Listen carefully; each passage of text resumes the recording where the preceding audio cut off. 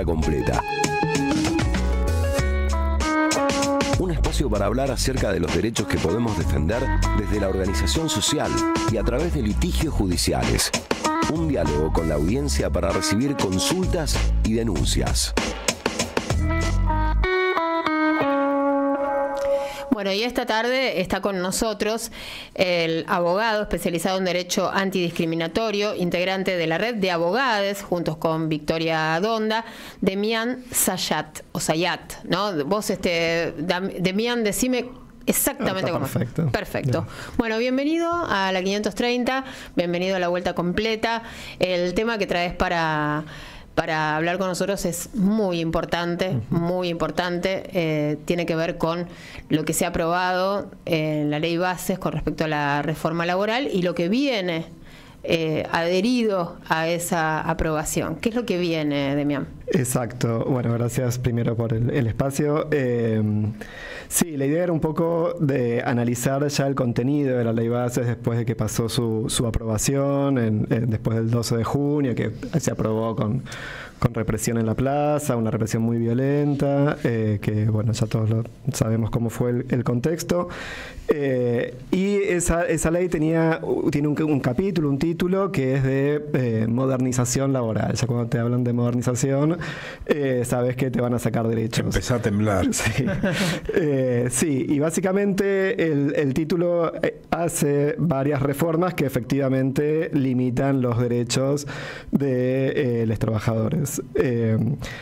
No sé, por ejemplo, tenía varios para ir punteando. El primero es el que amplía el periodo de prueba. Lo pasamos de 3 meses, que era lo que estaba vigente hasta ahora, a 6 meses, y también ampliable vía convenio colectivo, si hay un acuerdo entre sindicatos y empleadores, a 8 o 12 meses, o sea que puede ser un máximo de 1 año en periodo de prueba. Durante el periodo de prueba se pueden realizar despidos sin pagar ningún tipo de indemnización, ¿no? Demian, y aún al año, ¿no? Si quieren, pueden despedirte. Sí, incluso se amplía hasta un máximo de 12 meses, que es como claro, un montón. Sí. Después otro aspecto que es muy preocupante, y esto es como bastante, decís, bueno, lo sacamos y ¿qué ponemos? Es que eliminan las multas por la falta de registración o por la deficiente registración laboral. Si alguien tiene un trabajador no registrado, anteriormente el trabajador podía intimar a que lo registren y si no se registraba le imponían distintas multas, multas bastante fuertes.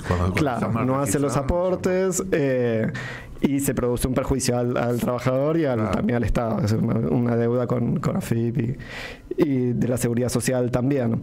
Y esto se eliminaron las multas y quedó una obligación de registrar, y si no se registra no pasa nada, básicamente. Y esto viene también con otra parte de la ley que establece una especie de moratoria para quienes tienen trámites ante la AFIP por deudas laborales, que se pueden condenar hasta el 70% de la deuda si se inscriben en una especie de procedimiento para todo eso. No pagas ni multas ni las deudas, nada. Exacto, no se paga nada más. Y a partir de ahora en adelante no existen más estas multas, que esto era una presión bastante fuerte cada vez que había un despido o alguna interrupción de un contrato laboral con un empleado que estaba no registrado. Bueno, se podía imponer multas que duplicaban la indemnización, o sea, eran multas fuertes y ahora se... Claro, eso en el caso de que iniciaras un juicio, una demanda laboral, todo eso era que se iba acumulando a favor de el trabajador despedido. Exacto. Pero si ahora no existe ninguna acción punitiva, ¿por qué un empleador registraría a sus empleados? Y es una buena pregunta. No sé. En principio no. Porque está es claro. Buena onda, buen tipo. Y el empleado no puede hacer nada para que lo registren, solo denunciar ante la AFIP que no está registrado, y hay que ver si la AFIP hace qué. Pero no hay herramienta frente. Bueno, para pensar que eso ocurre para la jubilación también. Porque después vos te vas a jubilar y ves que no te hicieron aportes, que nada. Para la jubilación, para la obra social, para todo. Exacto, se queda en una situación muy vulnerable el trabajador que no está registrado. Básicamente, la conquista de derechos es a través de la registración, vacaciones, aguinaldo, todo. Así que bueno, eso es un tema bastante fuerte de la reforma. Y otro tema bastante fuerte de la reforma es que si hay un contrato de locación de servicios, que muchas veces hay un contrato de locación de servicios, antes era bastante fácil acreditar que la realidad era que era una relación de dependencia encubierta, y ahora expresamente se excluye la aplicación de la ley laboral a los contratos de locación de servicios o cualquier contrato que esté regulado en el Código Civil o en otras normas. O sea que una persona que firme un contrato de locación de servicios va a ser muy difícil que después pruebe que era una relación de laboral encubierta, ¿no? Así que eso también es bastante fuerte. El tema es intentar sacar el ámbito de aplicación de la ley de contrato de trabajo. Vamos reduciendo de distintas maneras. Ya, si tenés algún tipo de contrato privado, ya no estás regido por la ley de contrato de trabajo, lo cual es Da la impresión que el objetivo fuerte. Es que sea más barato despedir. Sí. O sea, para simplificar, el objetivo final es ese, es que el empleador tenga más herramientas para despedir y que le salga más barato y que el trabajador quede con una mano adelante y otra atrás después de muchos años de trabajo. Sí, incluso hay un punto más que permiten que la negociación colectiva, o sea, de acuerdo con los sindicatos, cree un fondo de cese que va a reemplazar la indemnización por despido. Entonces va a ser quizás una deducción que le hacen al propio trabajador para este fondo y después cuando lo despidan puede cobrar. Te pagas tu propio despido. Exactamente, eso es bastante dudoso desde el punto de vista constitucional, pues la Constitución dice que hay que proteger contra el despido arbitrario. Esto no protege nada, pues esto es todo lo que vos venís poniendo. Así que ese también es otro punto. Y después el punto sobre el que me quería explayar un poquito más es sobre una modificación que se hizo sobre el despido discriminatorio. Actualmente no, hasta la sanción de esta ley, se podía acreditar que el despido obedecía a razones discriminatorias, correspondía la reinstalación en el puesto de trabajo. Por ejemplo, si no sé, hay como muchos ejemplos para pensar, pero no sé, un ejemplo que puede ser frecuente es si la persona recibe un diagnóstico de VIH y lo dice, puede ser que lo despidan porque tiene VIH. Anteriormente podía ser una acción judicial y lo tenían que volver a contratar, y actualmente eso se pretende cambiar. O si no, otros casos que también son cada vez bastante frecuentes, casos de acoso laboral, acoso sexual o laboral contra mujeres que terminan reclamando, y la respuesta más fácil es despedir a la mujer. Eso también es un despido discriminatorio, y en esos casos el sistema establecía que había que recontratar a la persona discriminada despedida, ¿no? Esto surge de un fallo del 2010 de la Corte Suprema que se llama Álvarez con Cencosud, donde ahí la discusión era sobre si en los casos de los despidos discriminatorios correspondía reinstalar al trabajador despedido en su puesto o pagarle una indemnización agravada. Y ahí, en ese momento, la Corte estuvo dividida, pero la mayoría dijo, no, en caso de despido discriminatorio corresponde reinstalar a la persona en su puesto de trabajo. La minoría dijo, no podemos obligar a un particular a que tenga un contrato con alguien con quien no quiere contratar, y entonces corresponde una indemnización agravada. Y en general esa indemnización agravada era igual que la que establece la ley de contrato de trabajo para el despido de las personas gestantes, el despido por embarazo, que es de 1 año de salarios. Entonces la mayoría dijo hay que reinstalar al trabajador, y la minoría dijo hay que pagarle 1 año de salarios.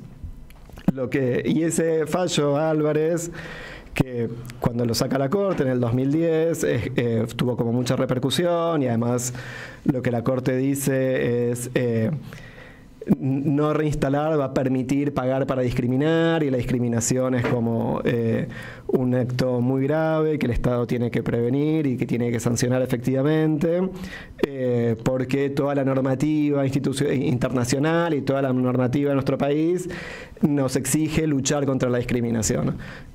Y por eso dijeron hay que reinstalar al trabajador despedido.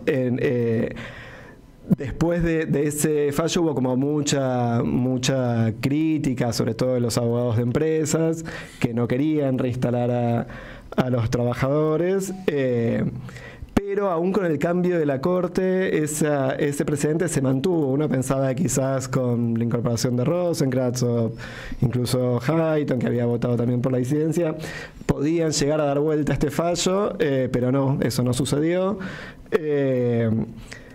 Y la ley Bases avanza sobre esto, intenta cambiar esto. Ya dice, no se va a poder reincorporar nunca, cuando de hecho lo dice expresamente. El despido va a cubrir efectos. Dice, el despido dispuesto producirá la extinción definitiva del vínculo laboral en todos los casos. Bueno, nada, hay que ver qué pasa. Hay que ver qué pasa porque si uno entiende que la Corte se basó en la Constitución para decir que la discriminación no tiene que permitirse en ningún aspecto, este artículo podría ser inconstitucional. Habría que ver qué empiezan a decir los tribunales, los juzgados laborales un poquito más adelante cuando se empiece a controvertir esto. Pero eso no fue lo único que hizo en respecto a los despidos discriminatorios, sino que en otro fallo, en dos fallos que fueron bastante cercanos, uno se llama Pelicori y otro que se llama Cisneros, que también Pelicori era un despido discriminatorio y Cisneros era de una no contratación discriminatoria. La Corte dijo, es muy difícil probar la discriminación.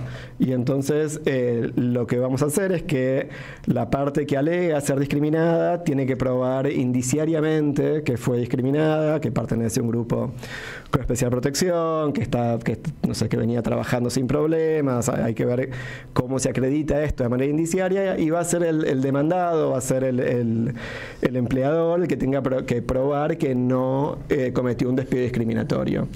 Y esa es una carga diferencial de qué tiene que probar cada parte.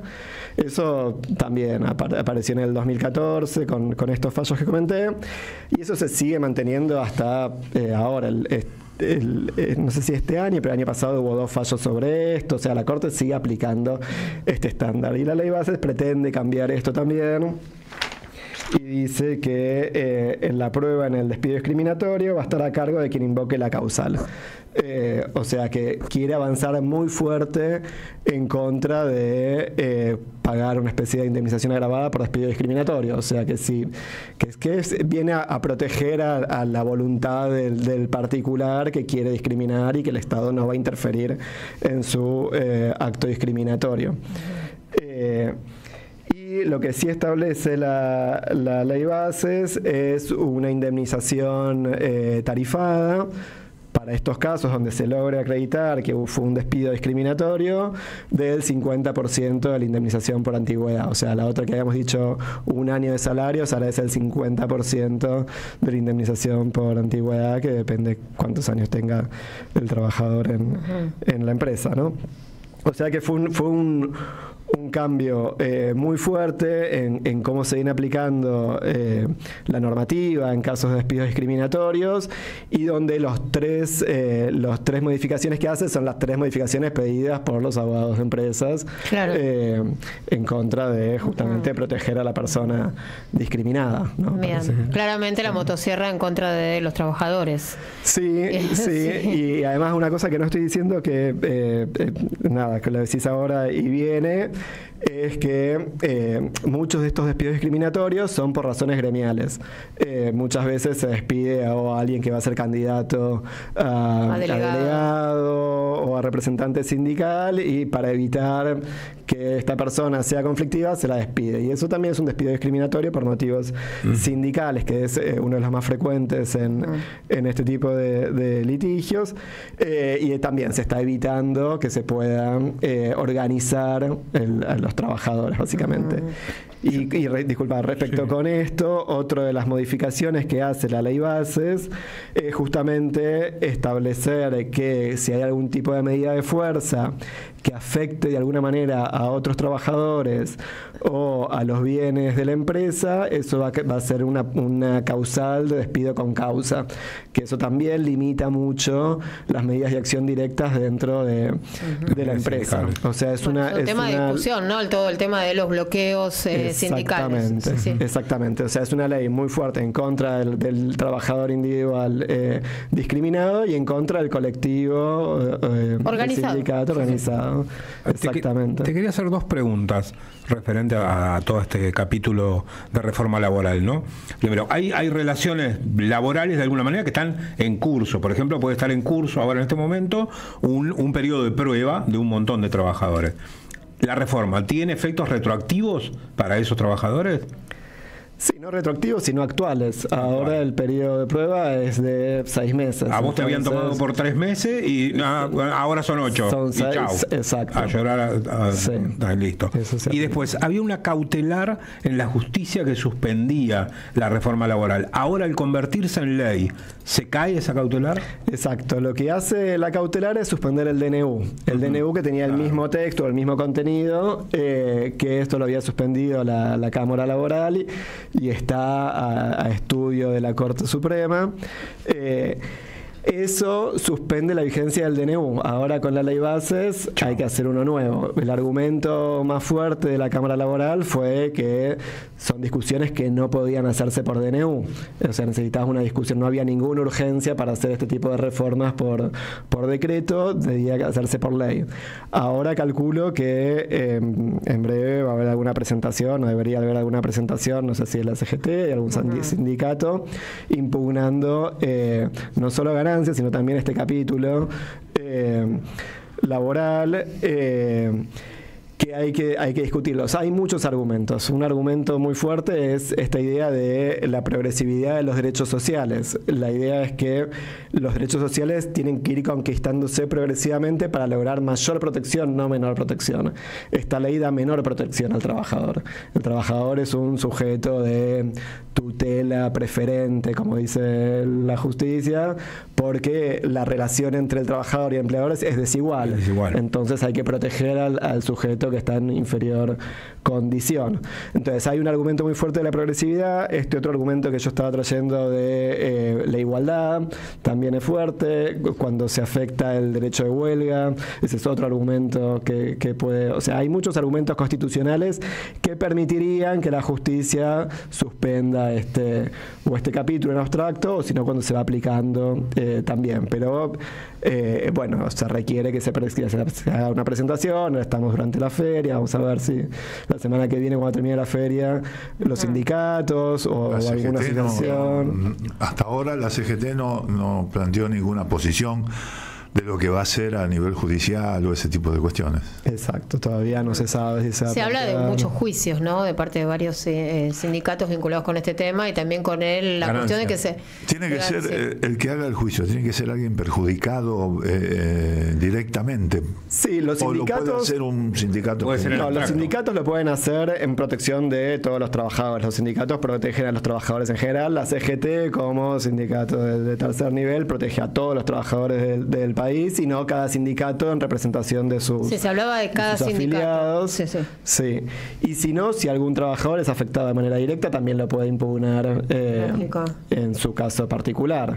Yo creo que hay bastantes argumentos para que la justicia laboral declare la inconstitucionalidad de estos artículos, ya sea el de las multas o el del periodo de prueba, porque dejan de una manera menos protegida al trabajador. Hay muchas consultas, algunas ya las has aclarado recién con todo el desarrollo del tema, pero hay alguien que pregunta, y no sé si está esto incluido en la reforma, es sobre las ART y la medicina laboral, si hay alguna modificación a partir de la ley Bases. En este capítulo solo hay una reforma sobre que antes decía que la registración había que decir qué obra social tenía, y ahora dicen, bueno, qué sistema de medicina tiene. O sea que bien. Eso ataca también a las obras sociales y legales, que ya está abriendo el paraguas para decir que no van a, el trabajador va a ser libre, entre comillas, de elegir su obra social o el servicio de medicina preparada o el servicio de medicina que pretenda. Pero el resto no se modificó. El tema de la ley de riesgo del trabajo no. Bien. No bueno, Demián, ya te convocamos para otra ocasión, ¿no? Porque todo esto va a ir avanzando y seguramente va a haber novedades y novedades también en el ámbito judicial, y ver también cuándo y a partir de cuándo esto rige y desde cuándo se puede reclamar y si no reclamaste, ¿qué haces? ¿No? Viene una etapa de mucha litigiosidad, sin duda. Exacto. Bueno, muchísimas gracias por estar acá en la 530 y por traer este tema. Charlábamos con Demián Zayat, abogado especializado en Derecho Antidiscriminatorio, integrante de la red de Abogades.